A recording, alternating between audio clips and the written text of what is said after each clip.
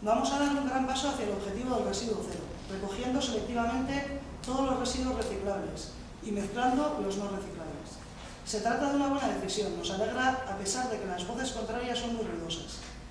Los diferentes partidos políticos que en Pasaia no apuestan por esta decisión no solo aplauden el puerta a puerta fuera de aquí, sino que incluso se presentan favorables a su implantación. Otros dan instrucciones a su militancia para que no acudan a las asambleas informativas que se celebran para informar sobre el puerta a puerta. Es increíble, pero nuestra apuesta por la política residuo cero es firme. No queremos la incineradora y además sabemos que no es necesaria. Tenemos el convencimiento de que en Pasaia sabremos hacer bien las cosas. Hace poco llegaba de la Comisión Europea una directiva que, apoyándose en el modelo de recogida selectiva, anunciaba el camino que deberá seguirse en toda Europa en materia de reciclaje.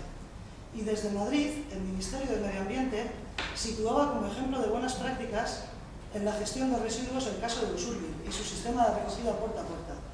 Por lo tanto, lo estamos haciendo bien, vamos por buen camino. Esta es una decisión ejemplar y en el futuro el resto de pueblos y ciudades emprenderán este camino. Tenemos la firme convicción y la confianza de que vamos a buscar la solución correcta. Para terminar, queremos hacer 3 peticiones.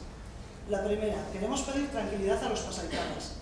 Os daremos toda la información y entre todas y todos adaptaremos el sistema de recogida de residuos a las necesidades de Pasaia y a los y las pasaitanas. La segunda, al resto de grupos políticos os pedimos seriedad para responder con responsabilidad a esta decisión plenaria. Tercera, exigir imparcialidad y responsabilidad a los medios de comunicación, ya que el ejercicio de concienciar sobre sostenibilidad es tarea de todos y todas.